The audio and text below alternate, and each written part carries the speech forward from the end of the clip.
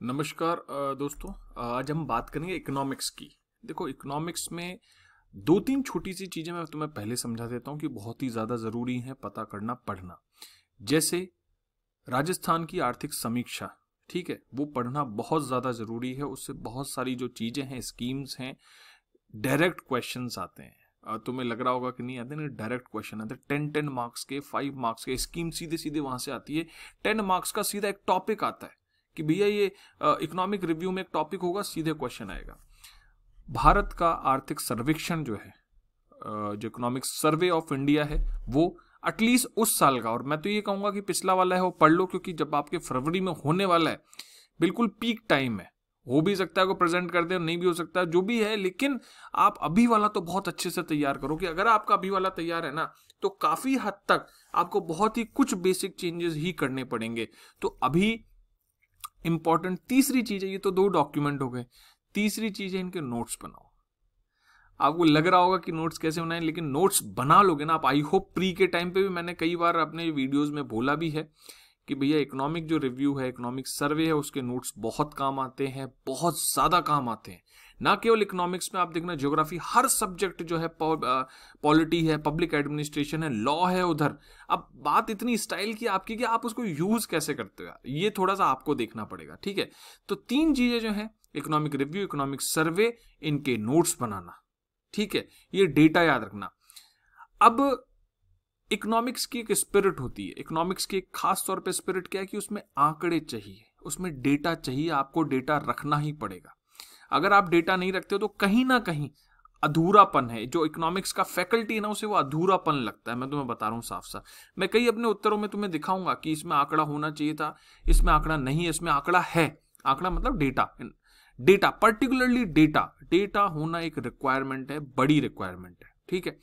Data सही होगा तो काम अच्छे होंगे, डेटा सही नहीं होगा तो फिर दिक्कत आएगी। चलो, तो ये 4-5 चीजें ध्यान रखो, इस पे अप्रोच करते करते नोट्स बनाना शुरू करो।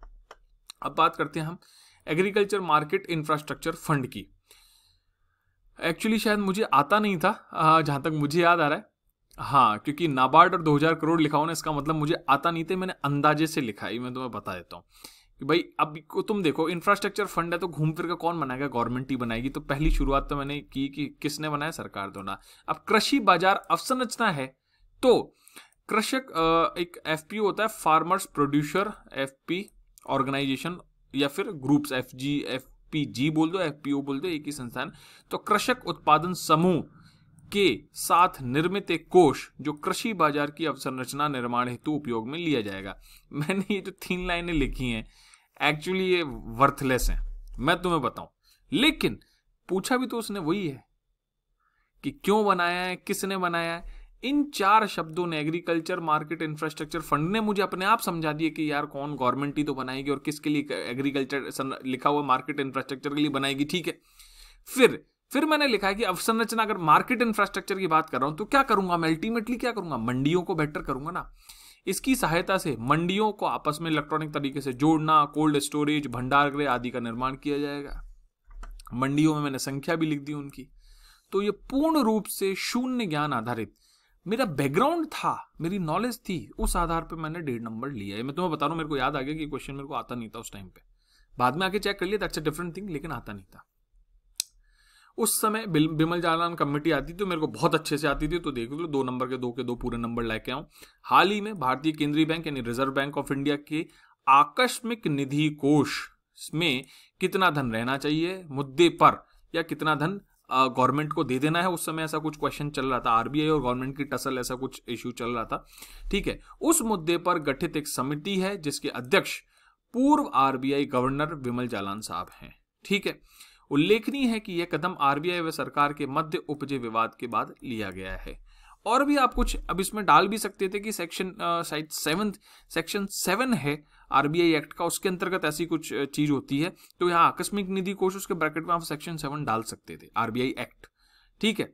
कंफर्म नहीं हो, एक बार चेक कर लेना। तो पॉइंट इज, इस तरीके से आपको आंसर लिखना है, ठीक है। मोस्ट फेवर्ड नेशन का जो दर्जा है किससे संबंधित है, सीधे सीधे वर्ल्ड ट्रेड ऑर्गेनाइजेशन, विश्व व्यापार संगठन का ही तो लेना देना है इस MFN से। अगर आप MFN से को WTO से, या फिर हो सकता है उस टाइम चूंकि इंडिया और पाकिस्तान के बीच में केस चल रहा था और इंडिया ने वापस लेने की बात की थी MFN, ठीक है, तो आप शुरुआत यहां से भी कर सकते हो या फिर करंट की न्यूज से भी कर सकते हो। ठीक है, ये मैंने ट्रेडिशनल तरीके से शुरुआत किया, आप करंट के बेस पे भी शुरुआत कर सकते हो। हाँ, ऊपर मैं बताना भूल गया, इकोनॉमिक्स के लिए करंट बहुत ज्यादा इंपॉर्टेंट है। बिना करंट आप इकोनॉमिक्स बहुत अच्छे से नहीं कर पाओगे। इसके अंतर्गत एक दर्जा जो किसी राष्ट्र को अन्य राष्ट्र के साथ समानता का व्यवहार करने के लिए मजबूर करता है, ये आप पढ़ लोगे। MFN क्या होता है ये नहीं समझा रहा मैं, तो यहां पे ये खत्म किया। फिर उसके बाद क्षेत्रीय समूह या अन्य समूह को दिए जाने टैरिफ लाभों को छोड़कर, उसमें मैंने इसमें ये भी बता दिया कि कब आप MFN का दर्जा हटा सकते हो, फिर डिफरेंशियल ट्रीटमेंट कब हो सकता है। हाल में CRPF पर हुए हमले की प्रतिक्रिया स्वरूप भारत ने पाकिस्तान से दर्जा वापस ले लिया है। किस संस्था का है, क्या करता है, अभी खबरों में क्यों है, यही तो पूछता है वो। यहां पे ज्यादा से ज्यादा क्या है, आपको अगर आप याद करना चाहें तो WTO की कौन सा एक्ट की कौन सा सेक्शन वो आप लिख सकते हो, बिल्कुल आप लिख सकते हो अगर आप चाहो। इस तरीके से आपको पढ़ना है, मैं ये बता रहा हूं, ठीक है। नेक्स्ट है ज्ञान सागर साख योजना, नहीं आती थी, देख लो 0 नंबर मिला हुआ है, ठीक है। और नेक्स्ट मुझे इवन ये भी नहीं आती थी, बागवानी फसलों तो स्थानीय के लिए 4 सेंटर ऑफ एक्सीलेंस के नाम मुझे नहीं आते थे, 0 तो नहीं आते थे। तुम देखो ऊपर वाला, ये वही वाला कंप्लीट पेपर चल रहा है जिसकी अपन ने चर्चा की थी सुबह, हिस्ट्री वाली चर्चा की थी ना, वही है ये, वही पेपर है। उसमें मेरे वापस से इसमें 2-2 में 0 है, फिर भी मेरे 120 मार्क्स हैं 200 में से। तो ये चीज बताती है कि अच्छी राइटिंग, मतलब जो क्वेश्चन आप अटेम्प्ट करो आप उसमें कितने मार्क्स ला रहे हो, देख लो यहाँ 2 और 1.5, ठीक है। तो हिसाब कर दिया 5 में 10 नंबर में से अगर 6 नंबर ला रहे हैं तो 50% से ज्यादा ही हो गए ना। तो 2, 2, 4, 5, 5.5 नंबर तो मैं ले आया, चाहे इनमें मुझे 0 मिले हों, सीधी सी बात है, ठीक है। फिनटेक उस समय पूछा गया था 2.5 नंबर मिले, इसका मतलब लगभग एवरेज मार्क्स है।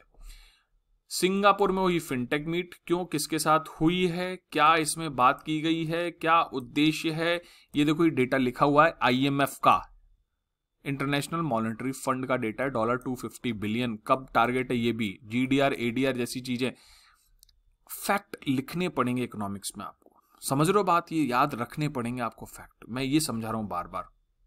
सागरमाला परियोजना का संक्षिप्त वर्णन है, अगर संभव होता आप कर सकते हो इंडिया का मैप बना देना इसमें, ठीक है। मैप बना सकते हो ना आप इंडिया की, ऐसे ऐसे ऐसे, नहीं थोड़ा सा गड़बड़ बन गई ये, ठीक है। तो मतलब समझ रहे हो मेरी बात, ये तो बड़ा ही बेकार सा बन रहा है, हटा दो इसको, बना देंगे इंडिया का मैप बना सकते। तो यहाँ सागरमाला बता सकते थे, सागरमाला परियोजना जो है इस जो कोस्टल एरिया उसके आसपास है, क्या पर्पज है, फिर संक्षिप्त वर्णन करना है, तो तटीय क्षेत्रों के क्या संक्षिप्त वर्णन है ये सब बता दो, कहाँ क्या है किस चीज का, और निम्न कार्य हैं, तो अपन ने कितने कार्य बता दिए, 5 कार्य बता दिए, सीधी सी बात है। उसमें उसकी काम की बातें, ऐसा नहीं कि फालतू की बातें कचरा लिखा हुआ है, सारी काम की बातें ही लिखी हुई हैं, ठीक है, ध्यान रखना। WTO की प्रासंगिकता, क्योंकि उस समय WTO की प्रासंगिकता पे बहुत ज्यादा क्वेश्चन रेज भी हो रहे थे कि WTO काम का है कि नहीं है, तो ये देखो यहाँ पे 3.5 नंबर मिले हुए हैं, यहाँ 3 नंबर मिले हुए हैं, 50% से ज्यादा ही हूं जो क्वेश्चन अटेम्प्ट किया उसमें ऑन एन एवरेज 50% से ज्यादा मार्क्स मिले हैं, ठीक है। प्रासंगिकता पर टिप्पणी था, कमेंट था, तो मैंने उसको बताया कि महत्व क्या है, परंतु भी बताया मैंने साथ में कि अभी इसमें यह भी प्रॉब्लम चल रही है, RCP अत्यंत महत्वपूर्ण एक रूपता संरक्षणवाद। ये देखो यहाँ पे भी मैं लिखने की कोशिश की है कि भैया मुझे जो आता है मैं सब एक बार ट्राई तो करूं, लेकिन मैं हाशिए के बाहर नहीं गया हूं, जो भी लिखा है वो अपनी रेंज में ही लिखा है। और जब आप अच्छे उत्तर लिखते हो ना तो टीचर ये सब चीजें माइंड नहीं करता है कि यार इस जगह का भी इसने यूज कर लिया, वो ये महसूस करेगा कि यार बच्चा लिखना चाहता है और काम की चीज, देखो ये ध्यान रखना, काम की चीज लिखना, फालतू की चीज मत लिखना, और नंबर काट भी लेगा, ये इंपॉर्टेंट डिफरेंस है, ऐसे ध्यान रखना है, ठीक है। और WTO का निर्माण कहां से, 1995 की संधि द्वारा हुआ, और इसके कितने सदस्य हैं ये भी लिख दिया। फिर उसके बाद 4 पॉइंट महत्व के लिखे हैं और 4 ही पॉइंट समस्याओं के लिखे, तो 8.5 नंबर के क्वेश्चन में लिख के आए हैं with some other facts also. तो इस तरीके से आपको अटेम्प्ट करना है। इसमें भी 3 मार्क्स लिखे हैं, राजस्थान सहकारी डेयरी संघ, उसके उद्देश्यों के बारे में चर्चा, पूरा श्योर हूं, मुझे देख लो एग्जैक्ट ईयर याद नहीं था, 1977 में था, मैं 1974 में लिख के आया था। लेकिन एक बात, डेयरी संघ है, उसके उद्देश्य क्या होंगे तुम बिल्कुल पढ़ो भी मत, कॉमन सेंस है, डेयरी संघ है तो दुग्ध का उत्पादन बढ़ाने की बात होगी सबसे पहले, दूसरा, दुग्ध की जो गुणवत्ता है उसको बढ़ाने की बात होगी। तीसरा, दुग्ध में जो मिलावट हो रही है उसको रोकने की बात हो रही होगी। इसके साथ साथ तो जो पशुपालक हैं उनके बेटरमेंट की बात होगी, उनकी जो समस्याएं हैं उनको सॉर्ट करने की बात होगी, उनकी जो कैपेसिटी बिल्डिंग है उसकी बात होगी, इसके अलावा क्लस्टर बेस्ड अप्रोच है उसकी बात होगी, इसके अलावा कुछ उन्हें रिसोर्सेज है, वित्त उपलब्ध कराने की बात है। घूम फिर के यही तो बातें हैं। सहकारिता बनाने की बात होगी। तुम देख लो, दुग्ध उत्पादन में वृद्धि, उत्पादकता बढ़ाना, समय पर आवश्यक सूचनाएं, गौवंश की सम्यक देखभाल, घूम फिर के यही तो बातें हैं। ट्रिक समझो, कॉन्सेप्ट समझो, आपको रटने की जरूरत नहीं है चीजों को। बहुत सारे सवालों को रटने की जरूरत नहीं है, उनको आप ऑन द स्पॉट समझ के भी लिख सकते हो। और तुम्हारे सामने 3 मार्क्स मिले हुए हैं।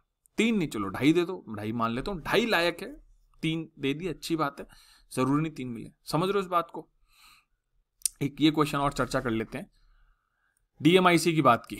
डीएमआईसी, पहला फैक्ट इतना लंबा है, दूसरा इतना चौड़ा है, राजस्थान के इतने क्षेत्र से जाता है, इतने % भाग में है, इसमें 2 इन्वेस्टमेंट कॉरिडोर हैं, 3 डेवलपमेंट कॉरिडोर हैं, क्योंकि उसने वर्णन की बात की तो वर्णन कर दो, इसके इतने रोजगार मिलेंगे, इसके साथ साथ ये सब डेवलपमेंट होगा।